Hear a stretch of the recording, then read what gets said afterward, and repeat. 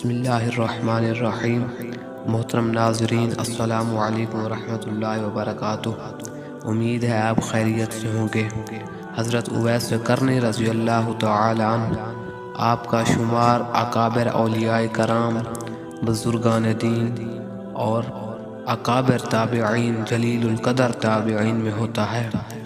آپ یمن کے رہنے والوں میں سے ہیں اور آپ کا اکثر گزر رہن سہن آپ کا پہاڑوں میں تھا۔ حضرت اویس قرنی رضی اللہ تعالی عنہ کے بارے میں حضور اکرم صلی اللہ علیہ وآلہ وسلم ارشاد فرماتے ہیں کہ قیامت کے دن 70,000 ملائکہ جو اویس قرنی کی مانند ہوں گے آپ کے آگے پیچھے سائیڈ سے ہوں گے، اور اویس کو جنت میں داخل کیا جائے گا تاکہ مخلوق ان کو شناخت نہ کر سکے سوائے اس شخص کے جس کو اللہ ان کے دیدار سے مشرف کرنا چاہے، اس لیے کہ آپ نے خلوت نشین ہو کر اور مخلوق سے روح پوشی اختیار کر کے محض اس لیے عبادت و ریاضت اختیار کی کہ دنیا آپ کو برگزیدہ تصور نہ کرے، اور اسی مصلحت کے پیش نظر قیامت کے دن آپ کے پردہ داری قائم رکھی جائے۔ اور حضور اکرم صلی اللہ علیہ وآلہ وسلم حضرت اویس قرنی کا ذکر کرتے تو ایک دفعہ صحابہ کرام نے عرض کی، حضور کہ وہ کون شخص ہے اور کہاں مقیم ہے؟ تو آپ نے فرمایا کہ اللہ کا بندہ ہے۔ پھر صحابہ کرام کے اصرار کے بعد فرمایا کہ وہ اویس قرنی ہے۔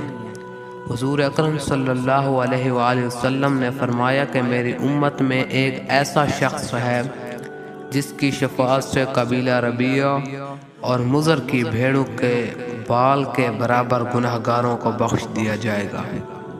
جب صحابہ کرام نے پوچھا کہ کیا وہ کبھی آپ کی خدمت میں بھی حاضر ہوئے، تو آپ علیہ السلام نے ارشاد فرمایا، کبھی نہیں، لیکن چشم ظاہری کی بجائے چشم باطنی سے اس کو میرے دیدار کی سعادت حاصل ہے، اور مجھ تک نہ پہنچنے کی دو وجوہ ہیں۔ اول غلبہ حال، دوم تعظیم شریعت۔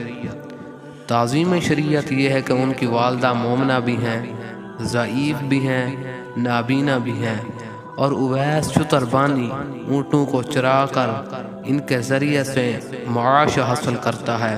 پھر جب صحابہ نے پوچھا کہ کیا ہم ان سے شرف نیاز حاصل کر سکتے ہیں، تو حضور اکرم صلی اللہ علیہ وآلہ وسلم نے ارشاد فرمایا، نہیں، البتہ عمر و علی سے ان کی ملاقات ہوگی، اور ان کی شناخت یہ ہے کہ پورے جسم پر بال ہیں اور ہتھیلی کے بائیں پہلو پر 1 درہم کے برابر سفید رنگ کا داغ ہے، لیکن وہ برس کا داغ نہیں۔ لہذا جب ان سے ملاقات ہو تو میرا سلام پہنچانے کے بعد میری امت کے لیے دعا کرنے کا پیغام بھی دینا۔ پھر جب صحابہ کرام نے عرض کیا، حضور کہ آپ کا پیراہن مبارک کا حقدار کون ہے، تو حضور اکرم صلی اللہ علیہ وآلہ وسلم نے ارشاد فرمایا، اویس قرنی۔ دور خلافت راشدہ میں جب حضرت عمر اور حضرت علی رضی اللہ تعالی عنہ کوفہ پہنچے اور اہل یمن سے ان کا پتہ معلوم کیا تو کسی نے کہا، میں ان سے پوری طرح واقف تو نہیں ہوں، البتہ ایک دیوانہ آبادی سے دور عرفہ کی وادی میں اونٹ چرایا کرتا ہے اور خشک روٹی اس کی غذا ہے، لوگوں کو ہنستا ہوا دیکھ کر خود روتا ہے اور روتے ہوئے لوگوں کو دیکھ کر خود ہنستا ہے۔ چنانچہ حضرت عمر اور حضرت علی جب وہاں پہنچے تو دیکھا کہ حضرت اویس قرنی نماز میں مشغول ہیں۔ آپ نماز میں مشغول ہیں اور ملائکہ آپ کے اونٹ چرا رہے ہیں۔ فراغت نماز کے بعد جب ان کا نام دریافت کیا تو جواب دیا کہ عبداللہ۔ حضرت اویس قرنی سے جب پوچھا گیا کہ آپ کا نام کیا ہے تو آپ نے فرمایا، میرا نام عبداللہ ہے، یعنی اللہ کا بندہ۔ آپ نے اپنا نام کی بجائے عبداللہ کہا۔ آپ نے جھوٹ نہیں بولا، بلکہ آپ نے اس کے معنی کا معنی لیتے ہوئے آپ نے اس لیے کہا کہ عبداللہ کا مطلب ہے اللہ کا بندہ۔ اور حضرت عمر نے فرمایا، حضور اپنا اصلی نام بتائیں۔ آپ نے جواب دیا کہ اویس ہے۔ پھر حضرت عمر رضی اللہ تعالی عنہ نے فرمایا کہ اپنا ہاتھ دکھائیے۔ انہوں نے جب ہاتھ دکھایا تو حضور اکرم کی بیان کردہ نشانی کو دیکھ کر حضرت عمر نے دست بوسی کی حضور کا لباس مبارک پیش کرتے ہوئے سلام پہنچا کر امت محمدی کے بارے میں دعا کرنے کا پیغام بھی دیا۔ یہ سن کر اویس قرنی نے عرض کیا کہ آپ خوب اچھی طرح دیکھ بھال فرما لیں، شاید کوئی دوسرا فرد ہو جس کے متعلق نبی پاک صلی اللہ علیہ وآلہ وسلم نے نشاندہی فرمائی ہے۔ حضرت عمر نے فرمایا جس نشانی کی نشاندہی فرمائی ہے وہ آپ میں موجود ہے۔ یہ سن کر اویس قرنی رضی اللہ تعالی عنہ نے عرض کیا کہ اے عمر، تمہاری دعا مجھ سے زیادہ کارگر ثابت ہو سکتی ہے، لہٰذا آپ خود دعا فرمائیں۔ آپ نے فرمایا میں تو دعا کرتا ہی رہتا ہوں، البتہ آپ کو حضور کی وصیت پر پوری طرح عمل کرنا چاہیے۔ وہ آپ کے دیوانے تھے، حضور کا عاشق تھا، چنانچہ حضرت اویس نے حضور کا لباس مبارک کچھ فاصلے پر لے جا کر اللہ تعالی سے دعا کی، یا میرے مولا، جب تک تو میری سفارش پر امت محمدی کی مغفرت نہ کر دے گا، میں سرکار دو عالم نور مجسم شفیع امم حضور سرور کائنات صلی اللہ علیہ وآلہ وسلم کا لباس ہرگز نہیں پہنوں گا، کیونکہ تیرے نبی نے اپنی امت کو میرے حوالے کیا ہے۔ چنانچہ غیب کی آواز آئی کہ تیری سفارش پر کچھ افراد کی مغفرت کر دی۔ اسی طرح آپ ابھی دعا ہی میں مشغول تھے کہ حضرت عمر اور حضرت علی آپ کے سامنے پہنچ گئے، اور جب آپ نے سوال کیا کہ آپ دونوں حضرات کیوں آ گئے، میں تو جب تک پوری امت کی مغفرت نہ کروا لیتا اس وقت تک یہ لباس نہ پہنتا۔ اور حضرت عمر رضی اللہ تعالی عنہ نے آپ نے حضرت اویس قرنی کو ایسے کمبل میں دیکھا جس کے نیچے تونگری کے ہزاروں عالم پوشیدہ تھے۔ یہ دیکھ کر آپ کے قلب میں خلافت سے دستبرداری کی خواہش پیدا ہوئی، اور فرمایا کہ کوئی ایسا شخص ہے جو روٹی کے ٹکڑے کے بدلے میں مجھ سے خلافت خرید لے۔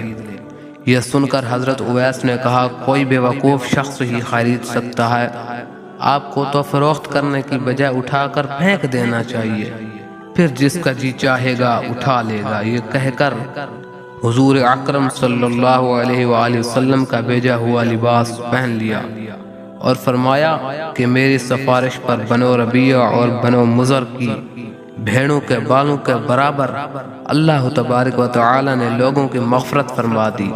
اور جب حضرت عمر نے آپ سے حضور کی زیارت نہ کرنے کے متعلق سوال کیا تو آپ نے ان سے پوچھا کہ اگر آپ دیدار نبی سے مشرف ہوئے، دیدار محبوب سے مشرف ہوئے، تو بتائیے کہ حضور کے آبرو کشادہ تھے یا گھنے؟ لیکن دونوں صحابہ حضرت عمر و علی صحابہ دونوں جواب دینے سے معذور رہے، جھوٹ نہیں بول سکتے تھے، یاد بھی نہیں تھا۔ پھر حضرت اویس قرنی نے سوال کیا کہ اگر آپ محبوب کریم صلی اللہ علیہ وآلہ وسلم کے دوستوں میں سے ہیں تو یہ بتائیے کہ جنگ احد میں حضور کا کون سا دانت مبارک شہید ہوا تھا، اور آپ نے اتباع نبوی میں اپنے دانت کیوں نہ توڑ ڈالے؟ حضرت اویس قرنی دونوں صحابہ کو کہہ رہے ہیں، یہ کہہ کر اپنے تمام ٹوٹے ہوئے دانت دکھا کر کہا جب دانت مبارک حضور کا شہید ہوا تو میں نے اپنا ایک دانت توڑ ڈالا، پھر خیال آیا شاید کہ کوئی دوسرا دانت شہید ہوا ہوگا، اس طرح ایک ایک کر کے جب میں نے تمام دانت توڑ ڈالے اس وقت مجھے سکون نصیب ہوا۔ یہ دیکھ کر دونوں صحابہ پر رقت طاری ہو گئی، اور یہ اندازہ ہو گیا کہ پاس کے ادب کا یہی حق ہوتا ہے۔ حضرت اویس دیدار نبی سے مشرف نہ ہو سکے، لیکن اتباع رسالت کا مکمل حق ادا کر کے دنیا کو درس ادب دیتے ہوئے رخصت ہو گئے۔ جب حضرت عمر نے اپنے لیے دعا کے لیے درخواست کی تو آپ نے کہا کہ نماز میں التحیات کے بعد میں یہ دعا کیا کرتا ہوں، اللہم اغفر للمؤمنین والمؤمنات، اے اللہ تمام مومن مردوں عورتوں کو بخش دے، اور اگر تم ایمان کے ساتھ دنیا سے رخصت ہوئے تو تمہیں سرخ روئی حاصل ہوگی، ورنہ میری دعا بے فائدہ ہو کر رہ جائے گی۔ حضرت عمر نے جب وصیت کرنے کے لیے فرمایا تو آپ نے کہا اے عمر، اگر تم خدا شناس ہو تو اس سے زیادہ افضل اور کوئی وصیت نہیں۔ کہ تم خدا کے سوا کسی دوسرے کو نہ پہچانو۔ پھر پوچھا کہ اے عمر، کیا اللہ تعالیٰ تم کو جانتا ہے، پہچانتا ہے؟ آپ نے فرمایا ہاں، کیونکہ مراد نبی تھے، حضور کی دعا کا اثر تھا، اس لیے آپ نے کہا ہاں اللہ تعالیٰ مجھے پہچانتا ہے۔ آپ نے فرمایا، حضرت اویس نے کہا کہ بس خدا کے علاوہ تمہیں کوئی نہ پہچانے، یہی تمہارے لیے افضل ہے۔ حضرت عمر نے خواہش کی کہ آپ کچھ دیر اسی جگہ قیام فرمائے تاکہ ہم آپ سے کچھ بول سکیں، اور میں آپ کے لیے کچھ چیز لاتا ہوں۔ اور آپ نے حضرت عمر نے جیب سے 2 درہم نکال کر دکھاتے ہوئے کہا کہ یہ اونٹ چرانے کا معاوضہ ہے، اور اگر آپ یہ ضمانت دیں کہ یہ درہم خرچ ہونے سے پہلے میری موت نہیں آئے گی۔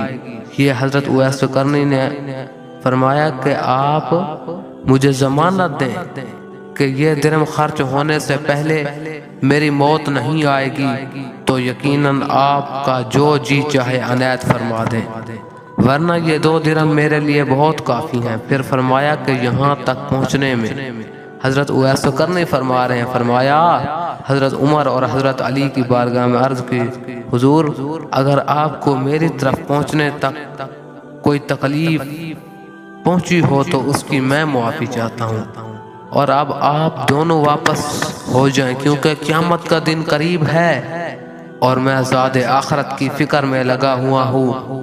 پھر ان دونوں صحابہ کی واپسی کے بعد جب لوگوں کے قلوب میں حضرت اویس کی عظمت جا گزی ہوئی اور مجمع لگنے لگا تو آپ گھبرا کر کوفہ میں سکونت پذیر ہو گئے، اور وہاں پہنچنے کے بعد پھر صرف حرم بن حبان کے علاوہ کسی دوسرے شخص نے نہیں دیکھا، کیونکہ جب سے حرم بن حبان نے آپ کی شفاعت کا واقعہ سنا تھا، اشتیاق زیارت میں تلاش کرتے ہوئے کوفہ پہنچے، اس لیے جو تلاش کرتا ہے وہ پا لیتا ہے۔ حضور نے فرمایا من جد وجد، جس نے کوشش کی وہ پا گیا۔